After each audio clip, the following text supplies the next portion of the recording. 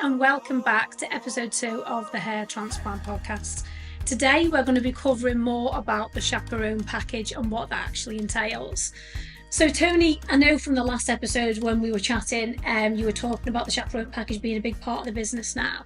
Can you tell listeners really what they get if they book the Chaperone Package, what it entails, what's included in the package, and also, I know you also mentioned about the virtual Chaperone Package. Can you tell us a little bit more about how that differs to the normal one as well? We have two different services. The Chaperone service, which I accompany everybody that's going, and some of those people will come with me and they'll come to Manchester and fly with me. Other people will be flying from Australia, Malaysia, America, Europe, different airports in the UK. So the Chaperone service basically is, it starts at the beginning where they're flying from the airport. They will message me to let me know they're taking off. We either meet them at the airport when they land, if they're landing roughly at the same time, or they'll meet me at the hotel. The people come with me. Obviously, I take them through the process from literally taking off at Manchester. Other people, they'll meet me at the hotel. So it all really starts there. The big thing about the Chaperone service, and the big deal, is £170. But the big deal is that I'm a hairdresser. My background is hairdressing, and in the room, in the consultation, is where it all happens. So yes, all the other service with it involved, where you're literally told what to do step by step, is part and parcel of what we do. But the big important part is me being in the room, designing that hairline as a part of a service, as a hairdresser, understanding what you want, where you want that hairline. That's pre-drawn before we go anyway. And during that service, the doctor will design the hairline based on what I've told him and the pictures I've shown him of you. He draws the hairline, and then obviously we make those changes. So, you know, if it's a V-shaped hairline, if it's a straight hairline, if it's slightly curved, if it's lower, if it's higher, there's many, many different things that aesthetically are going to make a big difference to someone's hair when it actually grows. So it's not just about drawing the line, it's the background in the hairdressing that looks at that person, think, what's he going to look like when the hair grows? Yeah. So that's the big part of it. The process of it is obviously from landing to getting to the hotel. It is obviously a simple part. They're taken to the hospital first for the blood tests, then they're brought back to me. We dine in the evening. It's relaxed. Everybody gets to know each other. Excuse me, they're all in the same boat. Okay. And what's lovely about that is the banter is fantastic. So if you've got those shared experience.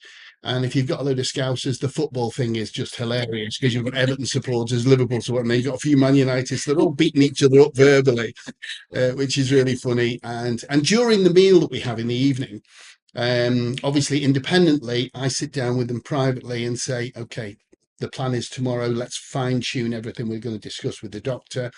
And obviously at that point, I give them all their appointment times, which obviously they will meet me at the hospital. So there's a shuttle car from the hotel, brings them to me. They wait in the waiting room.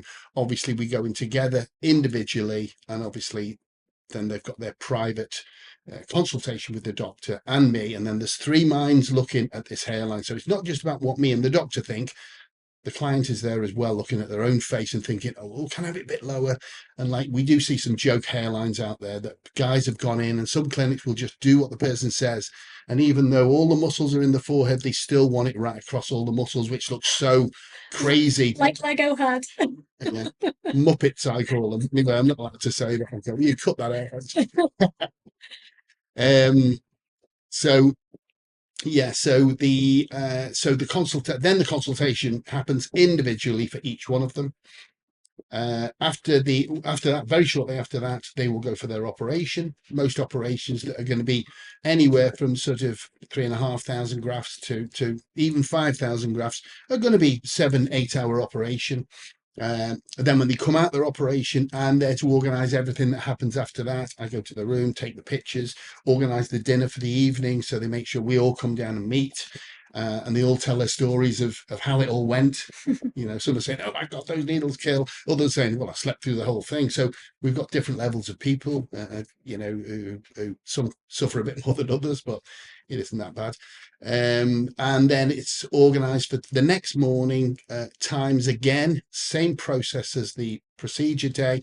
to go back to the clinic for head wash, aftercare, headband fitted, which is a lovely process, unlike you get in the UK where literally you go there on the same day and get sent home on the same day. The idea of everything being done on one day, and then you've still got the bandage on your head on the donor area, you've got the whole night to relax, then the next day everything's dried up a little bit, take the bandage off, and obviously, it's a much nicer process than being sent home with, bleeding head, etc.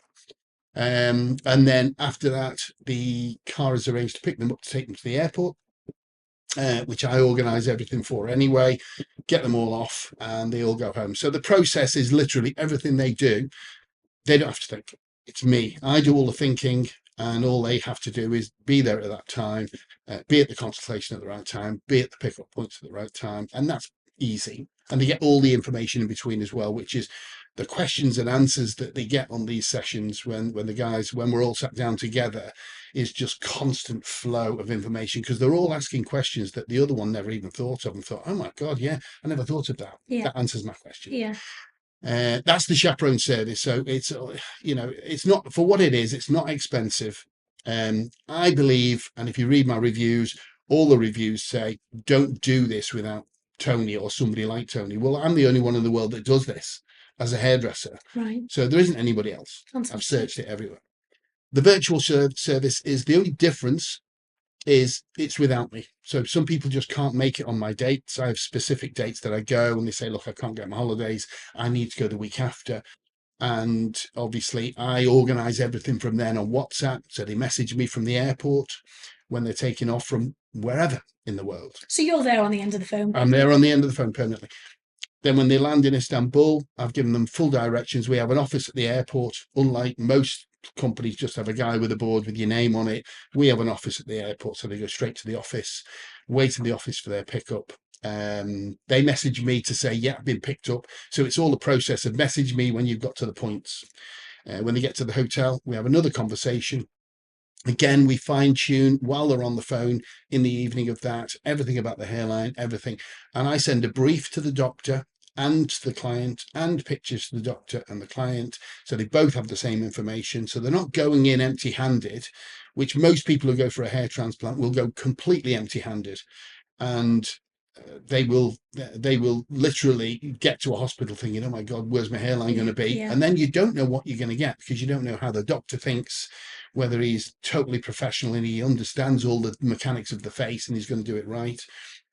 So yeah, just jumping back onto, obviously when they arrive at the airport, they go to the office, they get picked up from the office. Obviously then the which I think I've already mentioned, the brief that I do for the client and the doctor, the pictures that I do for client and the doctor. So they're going into that consultation knowing what they're going to get. Okay. Yeah. And then obviously everything else happens the same way. I'm just not there. I'm not there in the room.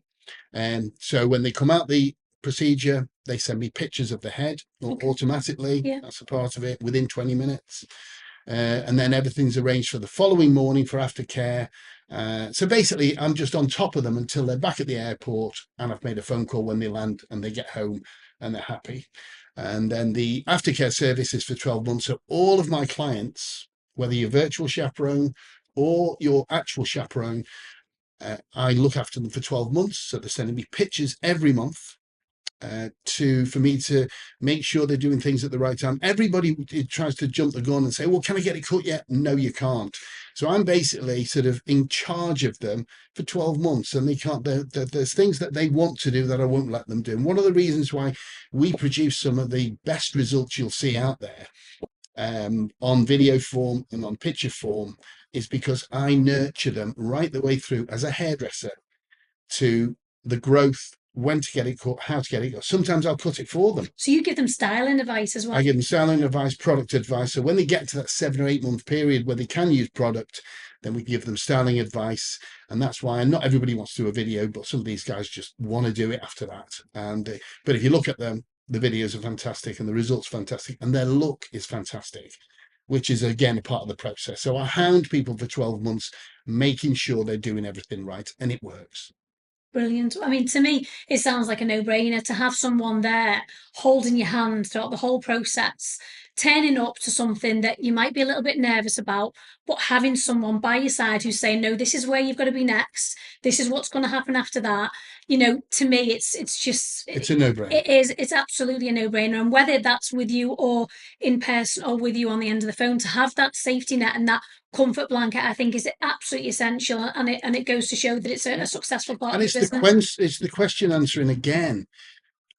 When you're at home, month after month after month, you'd be amazed how many people throw questions at me on a daily basis. I mean, I do the aftercare for free, but my God, I work for it.